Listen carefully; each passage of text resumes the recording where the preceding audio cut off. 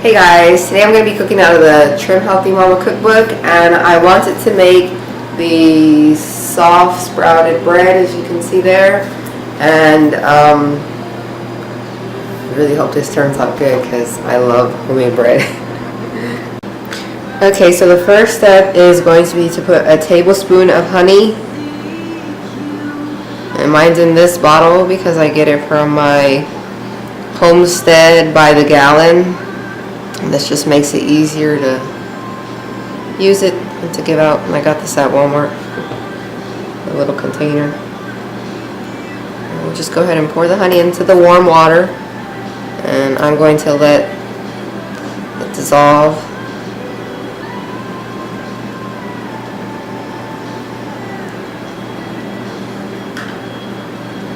I put the water in the microwave for about 35 seconds. And so since it's 2 cups, it's a nice warm.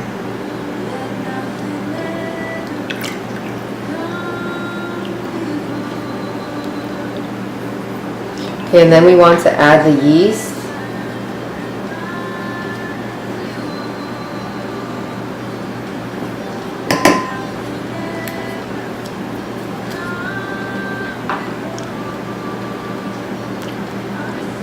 And we're going to let this sit for about 5 or 10 minutes. You'll know once it starts working because you'll get these little bubbles and foam frothy look starting in your mix. Just want to get as much of this off of this as I can.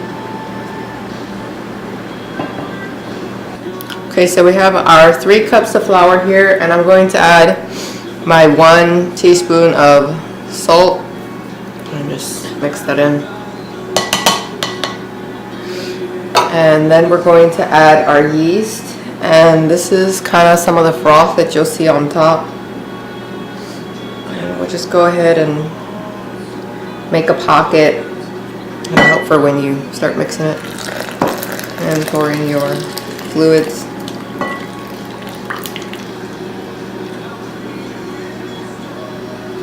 Now, if your yeast does not produce the froth like that, there could be a few reasons, and one of them is that your water was too hot and you killed the yeast.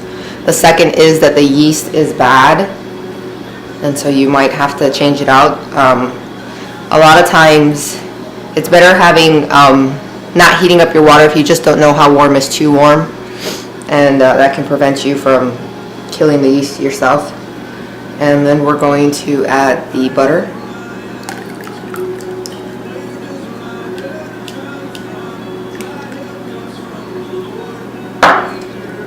And we'll just mix this. I know when you buy your flour, you'll see an ingredient there called Vital Wheat gluten, and I like to do that because it adds more elasticity and allows the bread to stretch more. And I'm just going to add 2 teaspoons of that. And that's not on the Trim Healthy Mama cookbook list, so you don't have to add it, but you're going to see in the end we have a better rise. And I like fluffy bread, so.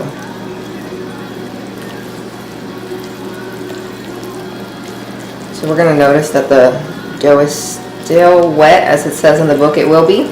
And we're going to start by adding a little bit of flour at a time, and by about a tablespoon at a time, the book says, so we'll go ahead and do that.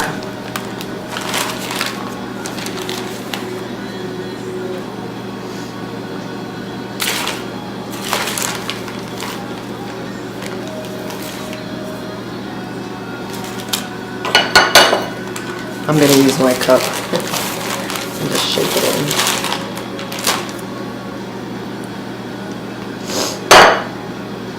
Go ahead and give this some mix.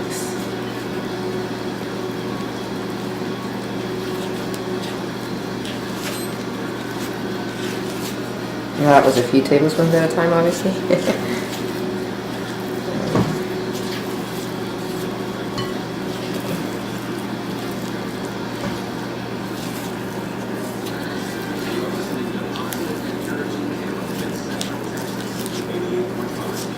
You'll see it's still very, very sticky.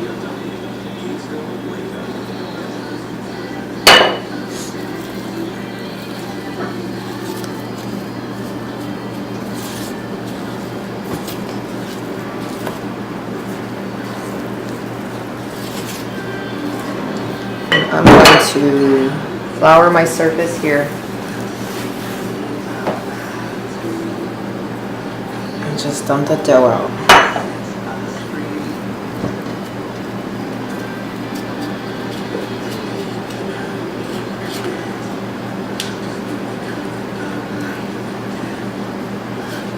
It's very early here. The kids are still in bed. I have not been able to wake up this early in a long time, but I took some magnesium. I think it's not citrate, it's a different version, and for some reason I'm up earlier. I don't know if that helped. We'll find out in a few days. So just begin to knead it. And kneading it is just basically a way of massaging it and trying to get the dough to form and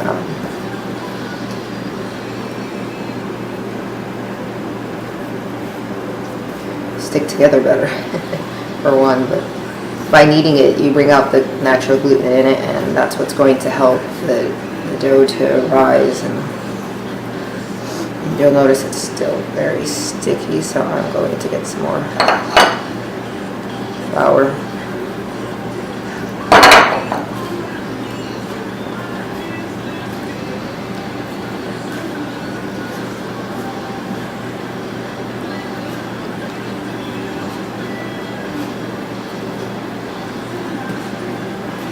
We'll just keep doing this until it's not so sticky. You just want to keep kneading until the flour on the bottom's been used. You don't want to just keep adding it just because you're sticky, because sometimes the more you knead it, the firmer the dough becomes. And if there's flour on the bottom, you want to keep using it. So I'm going to add more now because now I need it. Looks pretty messy, huh? So far already that has been a whole cup of flour extra for my bread, my dough, sorry.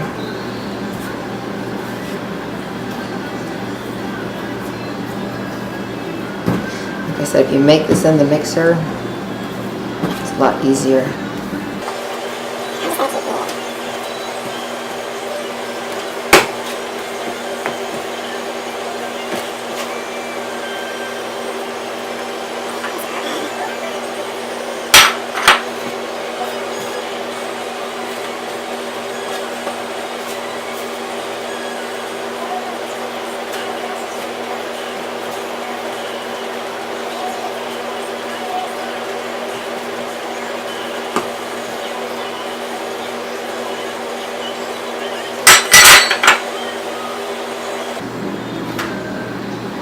Once the dough starts coming together, the stuff stuck on your finger does begin to stick better to the dough where it belongs and not on your hands.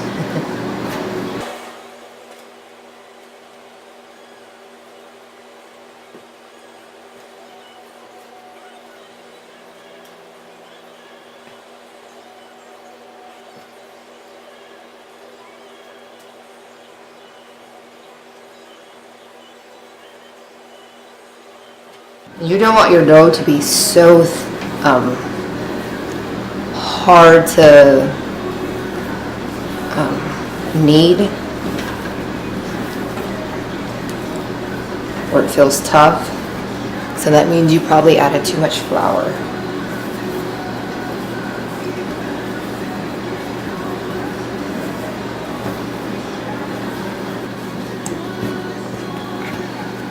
Now this does take about 10 or 15 minutes if you're doing it by hand. So don't be discouraged, just keep at it. You will get a nice ball of dough.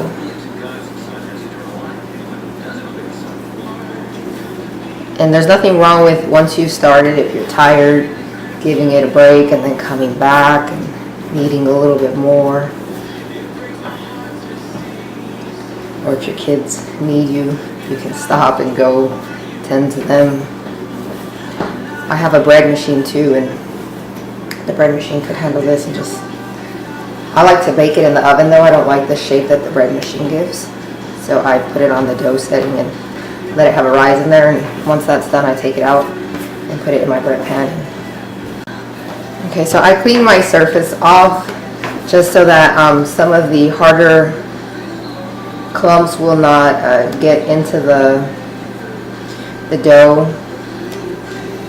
because it won't be even.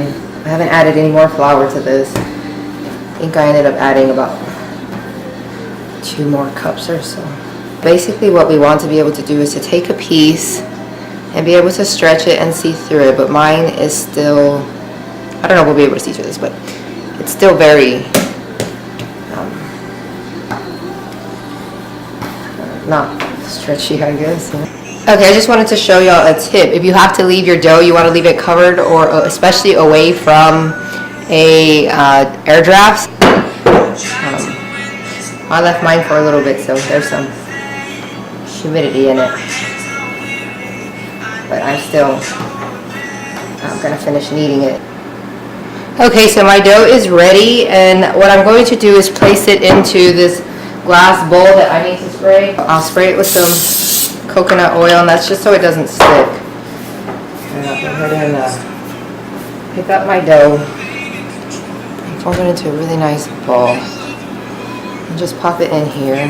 So I'm going to leave my dough in this bowl and do 2 rises, where some people only do 1, which is what the Trim Healthy Mama cookbook does.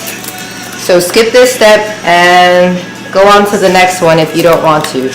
I use saran wrap for the rise, and this is just because it traps in the gases better than the towel, and it also keeps the moisture in, which helps the dough to rise a lot better. So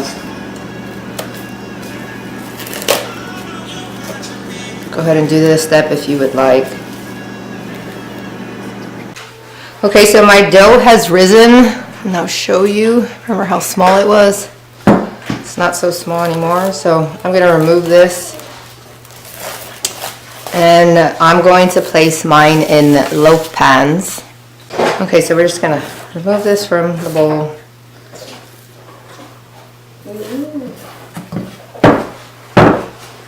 And we're just going to gently punch it down.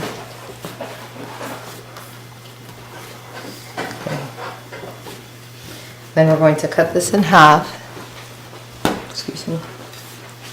And I'm really bad at telling what half is, so I'm going to use a scale and weigh both pieces.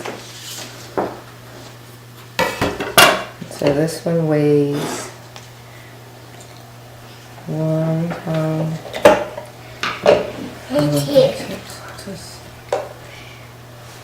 Oh, they're exactly the same. Woo!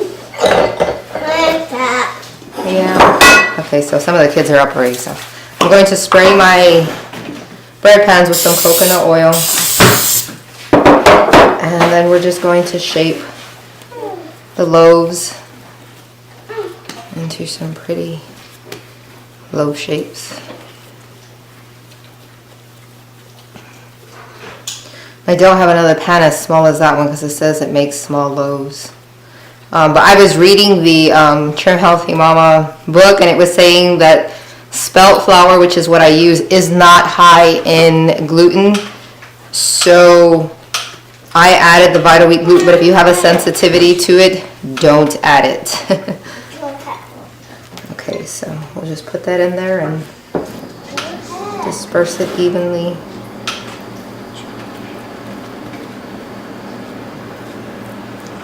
And then I'm going to make my second loaf here.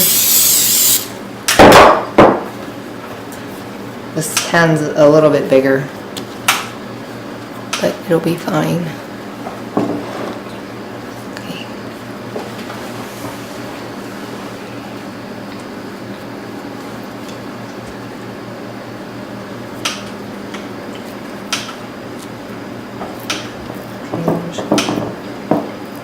even it out. Okay, so I'm gonna put my loaves in bags in order to keep the moisture in here. You can also put it in the oven with the light on, but once this is done rising, I'll go ahead and place it in the oven at a temperature of 350 degrees. But that's in a while, so I'm just going to tuck it under like that. Okay, so it's time to pull my bread out of my bags, and you can see they rose beautifully. And I'm going to pop them in the oven at 350 degrees for about 35 minutes. Okay, the bread is just done, and I am going to turn off the oven and take out my bread. And so I baked it for 35 minutes. Look at that.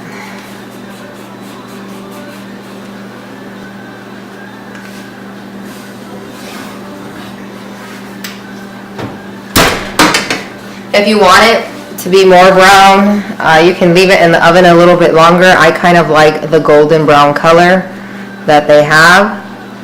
And so what I'm going to do is gently take them out and place them onto my rack here so that they can cool, if they'll come out.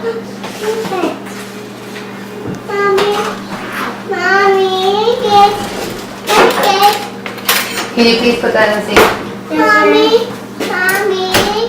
Sometimes they need a little bit of help. I don't know what you're saying.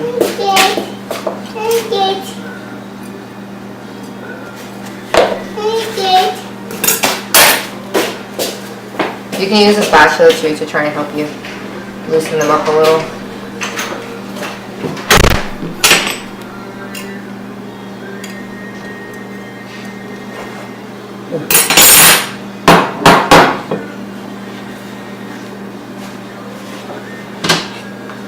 One loaf.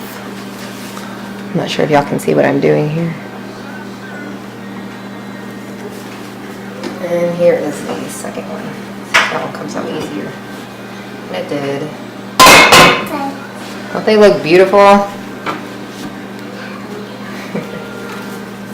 And we're just going to also let them cool. And the reason you don't want to bag warm bread, even though it feels cool to the touch, you just want to pick it up and make sure there's no heat radiating, because if you bag it and store the bread in the bag, what will happen is moisture will build up in there from the heat, and it'll cause your bread to either be like soggy on the outside, but also it can cause mold to grow sooner because of that. So you want it to cool completely, where there's no air drafts, no air needs to be blowing towards it from a fan or your AC. And so I'm just going to leave mine on the counter right here because my ceiling fan is further away. Okay, for my bread loaves, I just wrapped them in some saran wrap, and I'm going to store one of them in the freezer and leave one out and use it for sandwiches with maybe some chicken breast. But I hope this tutorial was helpful.